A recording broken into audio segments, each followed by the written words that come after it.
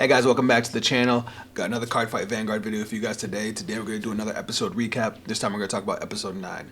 Now normally, once we got the effects of Suo's cards yesterday, this episode would have came out yesterday. But I couldn't wait to get my hands on Blangdemeyer. Hope I said that right. Blangdemeyer. There we go. And I couldn't wait to try the deck out. That's why we actually got our gameplay video yesterday and we're doing the episode review today. But now that we know the effects of these cards, we can really get into the details about what happened in this episode. And there's a lot. This was a very long, a lot of notes. So if you guys enjoyed the video, drop a like, subscribe if you're new to the channel. Let me know how you guys feel about these episode reviews. Enough from me. Let's jump in and check it out. So, thankfully, the beginning of the episode is pretty short. It's basically just starts off with Suo waking up, starting his day. And he kind of goes through the motions. You know, he wakes up, brushes his teeth, gets ready for school, leaves. His uncle tries to, say goodbye to him, tell him to have a good day. He just ignores him, keeps walking. We get a really interesting shot here of Suho walking through a crowd, and it's almost like nobody else exists to him. And it goes back to that whole, he has nothing mentality. He's very, the world doesn't exist to him because he doesn't have a world. Once he gets to the school, he sits down and we see Akina, and Akina immediately tries to talk to him, and he kind of just blows him off.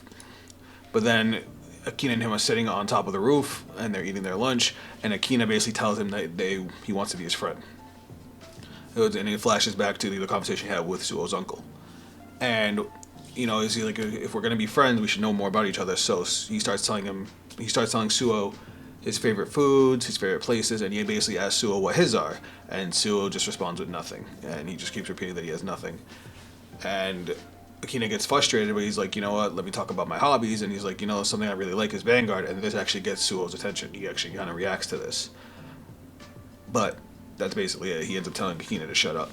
We go over to Masanori, who's with Geb, the little plushie, and Geb notices that Masanori is really excited because Masanori wants to see other people's desires. He wants to follow his own desires. And we get a flashback of the conversation he had at the end of the last episode with the best person. Spoiler alert, if you guys haven't seen the episode, skip ahead a few, just a couple seconds. If you have seen the episode, I was going to say, you guys, if you know, you know. I've been calling the person the masked man this whole time, but we got the big reveal at the end of the episode. But we'll get to that when we get to the end of the episode. But moving on. So during the conversation with the masked person, they basically want Masanori to beat Suo, and he's just like, I'll tell you about Suo so you know what to expect. And Masano's like, nah, I don't want to hear it. I want to be surprised. And he's like, if I'm going to beat Suo, I'm going to do it my way. But then we go back to the present with Geb, and he ends up asking Geb, why they were the fated ones. That, if the Fated Clash brings together all this design force and the Fated ones and whatnot, they can't be the only ones with wishes, you know what I mean? And he basically figures that there has to be certain criteria for someone to become a Fated one. The first one is that they have to be in Kaga, which is, the area they're in. And it depends on their abilities and the wish. And that's how somebody becomes a Fated one. Geb doesn't answer, but he basically takes Geb's silence as, affirmation. And then he ends up leaving. He ends up, I'm going to the Fated Clash. Now, at the Fated Clash, everybody shows up.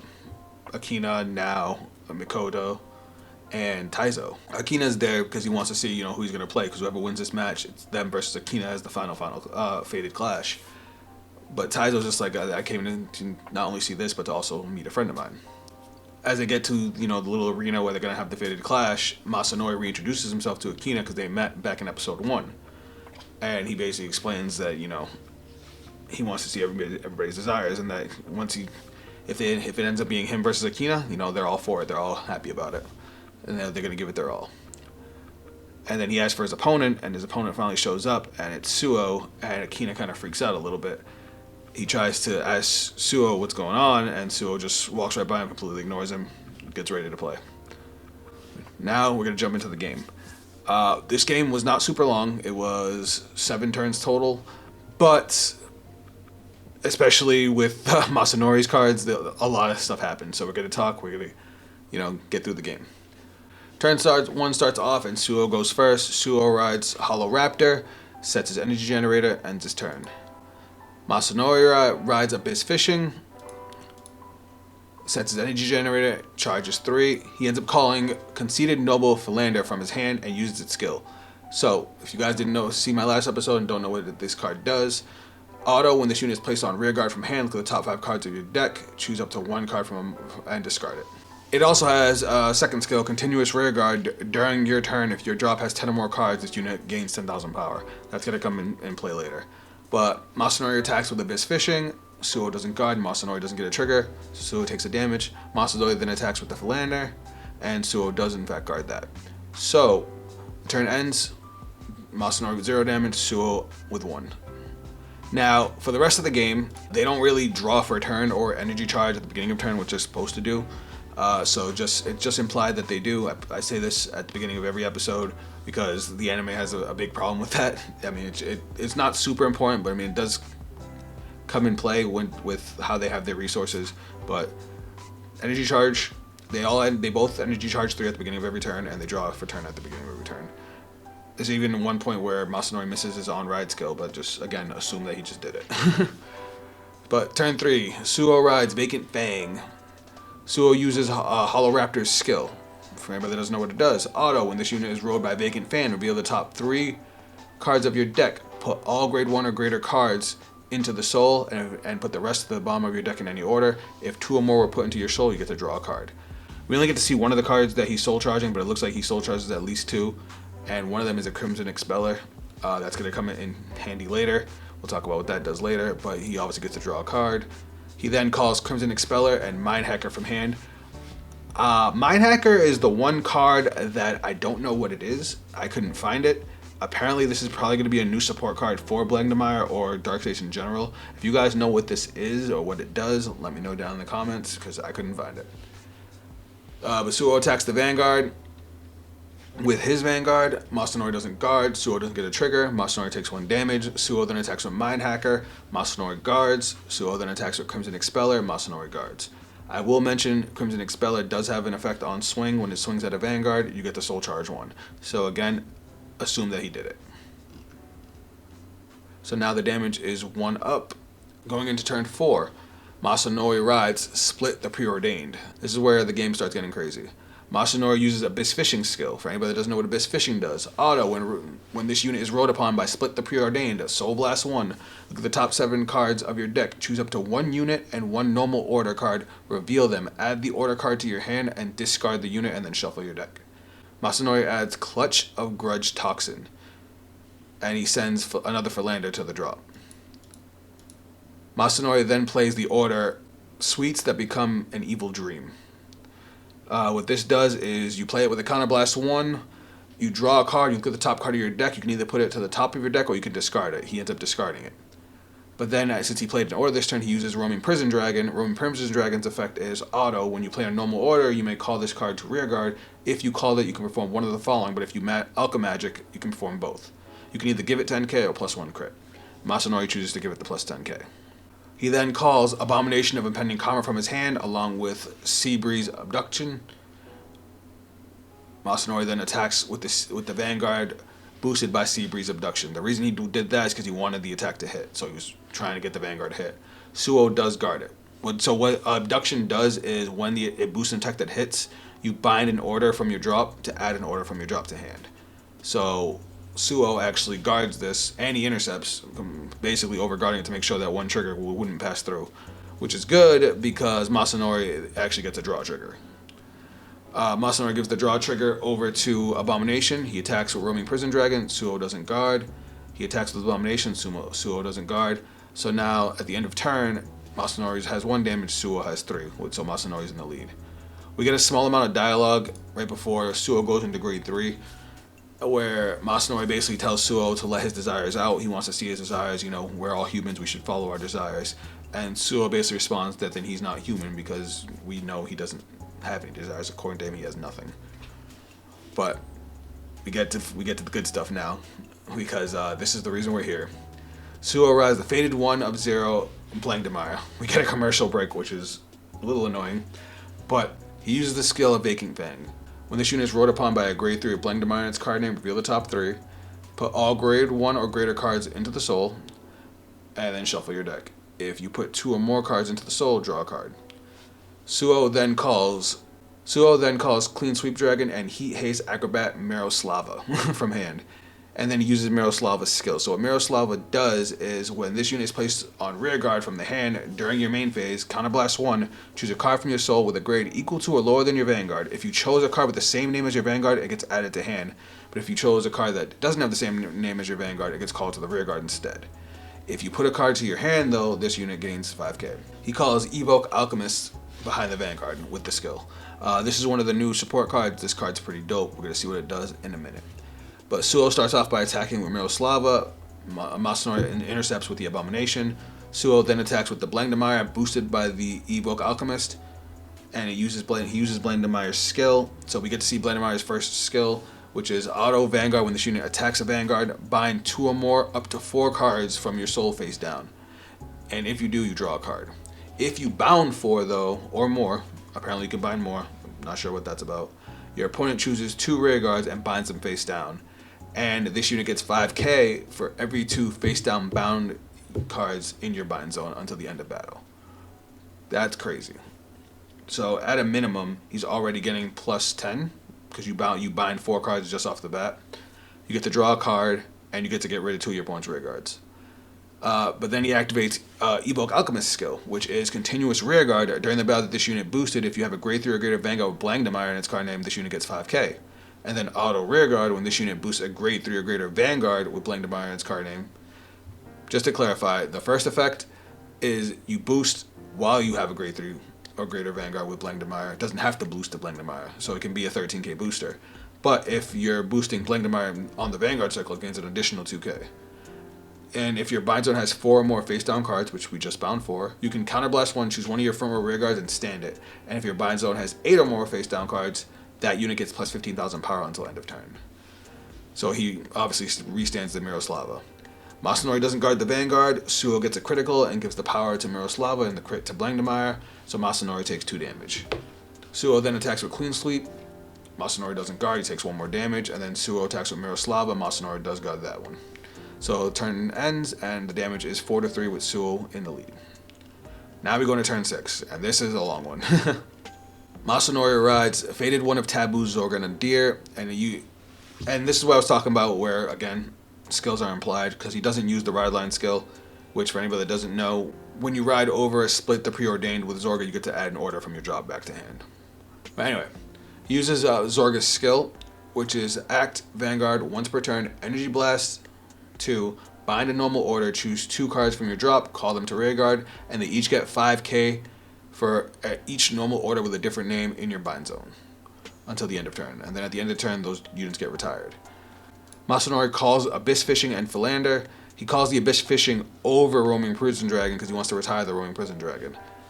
The reason he does that is because now he uses Clutch of Grudge Toxin, and then he uses Alchemagic with Clouded Miasma. That was the card he bound for the cost. And the way Alchemagic works, for anybody that doesn't know, when you basically use one order, you attach the other order on the back end of it, you pay both costs, and you get both effects. So the first effect of Clutch of a Grudge, you play this if you have a Vanguard with Zorga in its name and a Divine skill. Choose one of your Vanguards, and until end of turn it gets auto Vanguard. When this unit attacks a Vanguard, retire a rear guard, and choose one of your opponent's rear guards and retire it. And this unit gains 10k until end of battle.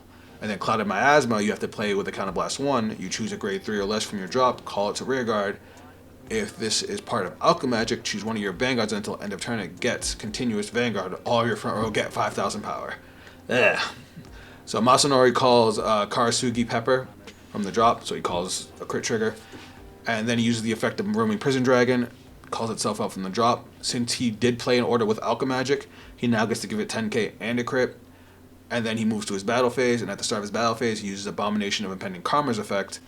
So anybody that doesn't know what that does, it has 2 effects. Auto, when this unit is placed on rear guard, Energy Blast 4, and bind a normal order from your drop. This unit gets 5k until end of turn for each normal order with a different name in your bind zone. Ugh.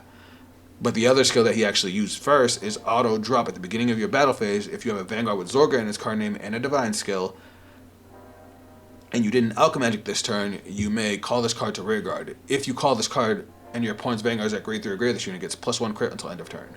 So he calls out Abomination, it gets a crit, and then it also gets the power boost for the Energy Blast 4. So, he has 2 big rearguard columns that are both swinging with a crit. He starts off by attacking with the Roaming Prison Dragon. Suo guards this one, but then he attacks with the Abomination. Suo doesn't guard this one, he takes 2 damage, so now Suo's at 5. Masanori attacks with Zorga Nadir. He uses the Order skill, retires his Roaming Prison Dragon to retire Suo's Evoke Alchemist. Remember, that's the grade 1 to let him restand a rearguard. And then Zorga gains 10k. Masanori then uses the Divine skill, which is to stand a column. So he restands Abomination and Philander. Also remember that Philander is a big boost because he has at least 10 cards in his drop, so it's an 18k booster on top of the extra 5k from the skill that called it out. Suo guards the Vanguard with a perfect guard, but Masanori gets a crit on the draft check. His draft check was actually a crit and a perfect guard. He gives it all to Abomination, and then he swings with the Abomination, which is swinging for 48 for 3. So that's actually a pretty massive attack. But it turns out that the last card in Suo's hand was another perfect guard. So he blocks it, and then just about all of Masanori's rearguards are retired, because the ones he called out with Zorga's effect get retired, and then Abomination's effect retires itself. So it retires Abomination, Philander, and Abyss Fishing all gone. So the only rearguard he has left is the crit trigger that's behind his Vanguard. But now it's 4-5 with Masanori back in the lead. Now we move to the final turn. I've been trying to blow through this, so this video is not super long, but I hope you guys are still getting enough information. But Masanori says he's still trying to figure out Suo, and he ends up looking Suo in the eye, and he basically feels a sinking feeling, and he feels like he's being sucked into the ground. And it's supposed to have to do with, the nothingness inside of Suo. But Suo does let something slip that gets me thinking about where his trauma is really coming from. So Suo says he has nothing, and all he does is turn everything into nothing. So I think he actually blames himself for his parents' death. But that's my headcanon until we know for sure.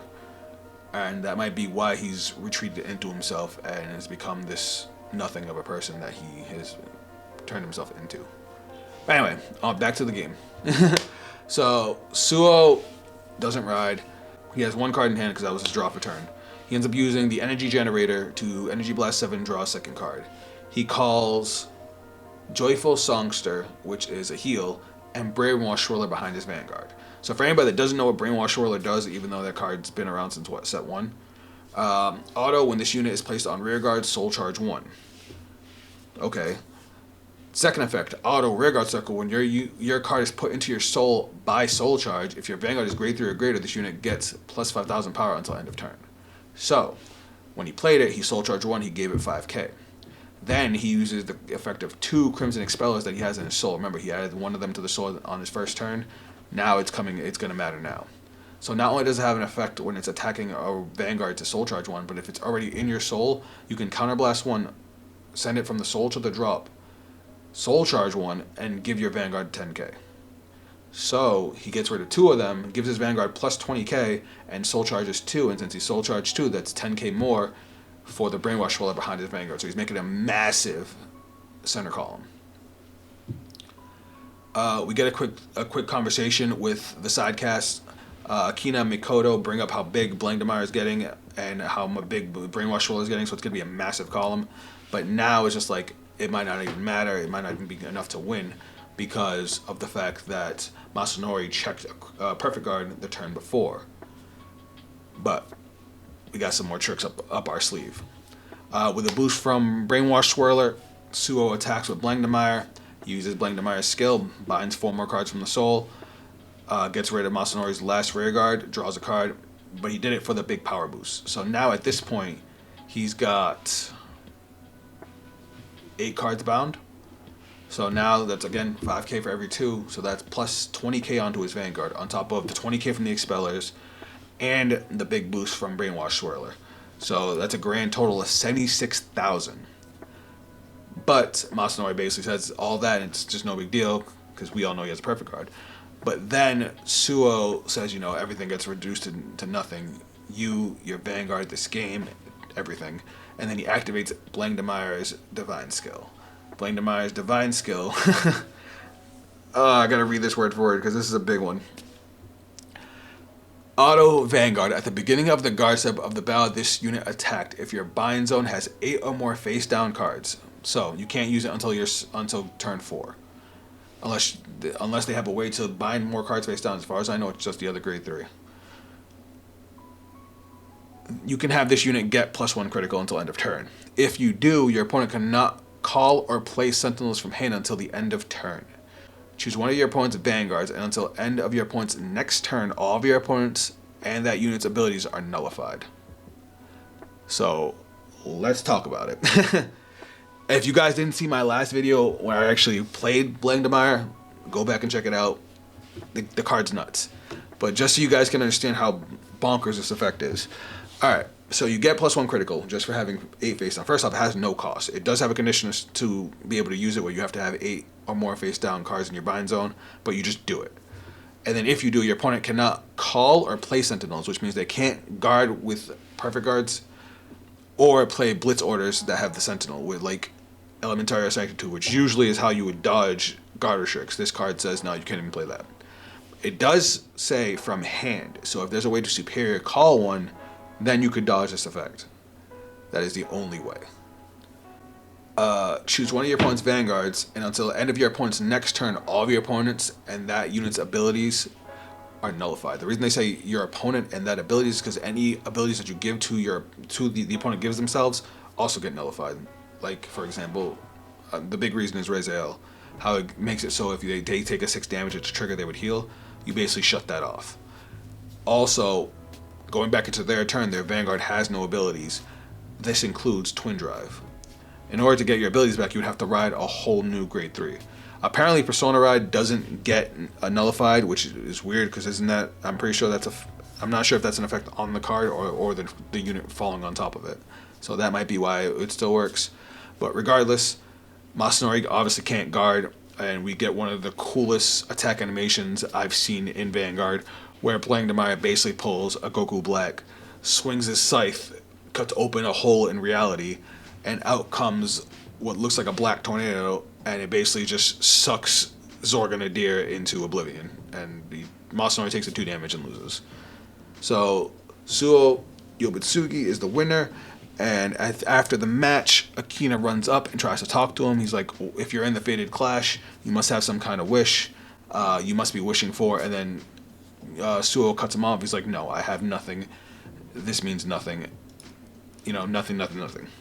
And he does give him the dirtiest look I've ever seen in my life. But he ends up leaving, and we see the masked person again, and they have a breakdown because they were trying to change fate by basically having Suo lose so that Suo wouldn't play Akina. But right before this, Geb had announced that Akina and Suo were going to be the final Fated Clash. After all said and done, the masked person ends up talking to Akina, and we see them with Taizo. And they basically explain that if he doesn't drop out of the Fated Clash and he fights Suo, he's going to die. No ifs, ands, or buts, that's his fate. And Akina freaks out. He's like, how do you know this? What makes you think I'm going to die? And the masked person basically is like, I know the future. The masked person takes their mask off, and we get the big reveal that it's a future version of Hikari, Akina's sister. And I'm not going to lie, when I saw this, I audibly yelled, what? Because this was such a big shock to me. This was a huge twist that actually worked. It also explains a lot of things that were bugging me with the series. Like the big one was Taizo going to visit Hikari for no reason whatsoever. He was just in her hospital, and he played it off like he was there to see Akina because they were going to fight. No, it's because he knew Hikari from the future. Because the only reason Taizo even got into the Fated Clash was to help Hikari, which just blew my mind that they set that up. And then we find out how she knows the future and how she came from the future is because she has a 7th Fated 1 card, the Fated 1 of Time. And the episode cuts off. And I was pissed because I have to know what this thing does because its card art is beautiful and it's called the Fated 1 of Time. Like, what do you mean? What kind of skill is that going to have? They were also really smart about it because if you look at the screenshot I have, they have its nation covered up. I'm assuming it's going to be another Keter card. But we won't know until hopefully tomorrow at the time of you guys watching this. But this episode was nuts. Blankdemeyer has potential to be one of the scariest cards in the game. Thankfully, it doesn't look like he has too much of his own support. He has to use a lot of generic stuff, and generic Dark States is okay. But with this powerful ass Vanguard, like, now we have all 6 divine skills, and I'm thinking I might do a tier list on all of them once we get the 7th one. And I feel like that would be a fun video. But let me know what you guys think down in the comments. Let me know how you guys feel about Blankdemeyer. Let me know how you guys feel about the episode and the anime as a whole. I'm really enjoying this anime, and the season's almost done. I'm assuming there's only going to be like 3 or 4 more episodes. I can only imagine how much they're going to stretch out the next 2 games, because obviously Akina's going to end up playing his sister, and then he's going to end up playing against Suo, and we'll see where it goes from there. Thank you guys for tuning in. I really appreciate all your support. If you guys want to check me out on social media, those links will be down below. That's it from me. I'll catch you guys in the next video. I actually got a special one coming out for you guys tomorrow, so keep an eye out for that. Also, I've been streaming a lot more on Twitch, so if you guys actually want to see me do a Cardfight Vanguard stream where we can talk about the Faded 1 cards, talk about some decks. I play a lot of Cardfight area. I can do a stream of that. Or hell, we could talk about the new ban list, because that new ban list is interesting. Let me know if you guys want to see that too. This was a lot of fun, and I'll catch you guys on the next video. Later.